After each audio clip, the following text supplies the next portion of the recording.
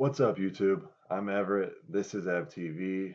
I put out a few episodes before Thanksgiving, and one thing that I learned really quickly was that most people don't like watching 30-minute YouTube videos. So I broke up a lot of the content into 10 to 12-minute video increments, and I also added these PowerPoints to serve as a visual aid to what I'm talking about. So for this first episode, we're gonna redo the intro. I'm gonna give you guys an idea of what I want this channel to be about, some information about me, and some insight as to how I came up with the idea for this channel and kind of what drove me to making this channel. So this channel is going to be taking a data-driven look at budget-friendly sports cards as an alternative investment. And basically what I'm saying is we're going to look and see if cards such as the one pictured at the bottom of this screen can make viable alternative investments and actually turn decent profits. A little bit about me: I currently work full time. I'm also paying my way through school, so I've got a pretty busy schedule. When I'm not working or doing stuff for school, I love sports. That's where I find my relaxation and my happy place, is by either watching or participating in sports. When I was a kid, I collected sports cards, and then life kind of progressed, and I left the hobby for a while. And about a year and a half ago, I got back into it. And one thing that I realized when I got back into the hobby, the landscape had drastically changed. Um, and for me, I wanted to figure out kind of what the landscape was. So I started reading a lot of articles and watching a lot of YouTube videos that were out and things like that. And one thing that I realized with the content that I was digesting was that a lot of it was marketed towards people that were spending the amount of money that's shown on your screen right now. And for me, given my current life situation, spending thousands of dollars on a single sports card was just not practical. And I ran into some difficulty relating some of the content that was out there to my current situation. And it got me thinking that if I was having this issue, then maybe there are some other people out there that felt like me too. And so what I wanted to do with this channel was create a centralized place that had some information for people that were in my shoes, that maybe they weren't ready to spend thousands of dollars on sports cards, but they still wanted to get into the hobby, either as a hobby or for investment purposes. And I wanted to be able to put out some good information primarily for them. Now, if you are a higher end investor watching this, there is still going to be some good stuff for you as well.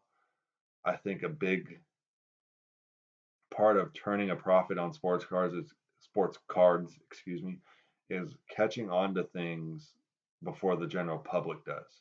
I'm going to be doing a lot of player breakdowns and analyzing a lot of different players with the hopes of giving my viewers an edge and helping them see things before everybody else does, and that will in theory lead to profits.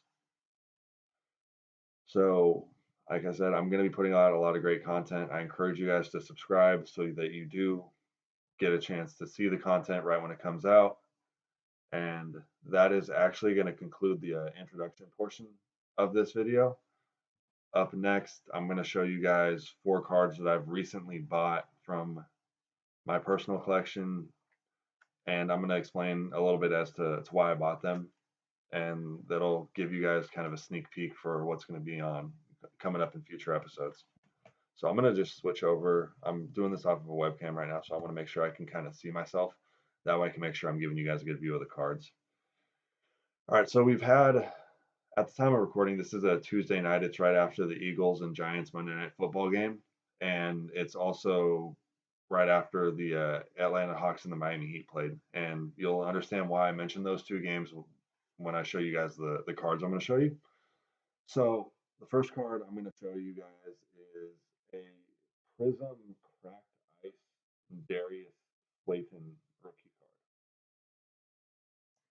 I picked this card up in a lot with another base Prism for about $2, and If you guys watched Monday Night Football last night, you'll see that he went for like five. He had 5 catches for about 154 yards, and I really feel like you know he was picked in the fifth round, and there was some concern about his lack of production in college and his drops and his route running ability. But the man is 6'1", 200 pounds, and he ran a 4.3940, so he's got the physical tools. And from what I've seen out of him, he looks to me like a legitimate number one wide receiver. From what I've read about him, he works really hard. His teammates like him, and I think he has the ingredients to become a really good wide receiver number one in this league, especially given his connection with the Giants' number 6 overall draft pick Daniel Jones. And then so this second card is going to be another Darius Slayton. It's an autograph with a. Let me see if I can get a better view on it. Sorry, I'm trying to figure out this camera. It's an autograph. It's got 2 pieces of his jersey. It's numbered to 99. I picked that up for about $2 too. It was like one of those late night auctions that ended, I think, at like 10 o'clock Pacific time or something. So I was probably one of the few people up during that time perusing eBay. But thought that was a really good value. And I think right now is probably not a good time. And right now, meaning like tonight or like even tomorrow, is probably not a good time to go buy Darius Slayton because I think right now people are like still reacting to that nationally televised Monday night game. I do think though he does offer some decent potential for a non-quarterback because he is a fifth round draft pick and he is still a relative unknown. You know that Monday night game probably put him on a few people's radars, and I have seen the prices spike a little bit. But my anticipation is that the spike is going to be just that. It's going to be a spike, and then the rest of the season is going to go on, and people, they'll probably, I'd imagine they'd lower out a little bit, and maybe by like Thursday or Friday. I did see some cards going midday today for, still like there's a lot of 5 prisms that I think sold for like 50 cents plus $4 shipping. So it hasn't gone up terribly high. His autos have gone up quite a bit though. So, but like I said, I do expect those to stabilize. He's the rookie wide receiver. It's just the price spike, I firmly believe, is just a reaction to the big game on Monday night. Now, the next guy I'm going to show you is a basketball player. And if you watched the Hawks and Heat game tonight, you would have seen that there was a player on Miami that he's been getting some more traction as a breakout player, but I still think he's pretty undervalued. He did have a 30-point triple double tonight, though, so maybe he'll get a little bit more attention after that. And that player's name is Bam Adebayo. And so the first card I'm going to show you is actually the first RPA patch auto I've bought. And I can get that right. There we go. So there's the autograph. It's numbered to 99. It's by Noir. And I really like the card. I like the black and white look to it.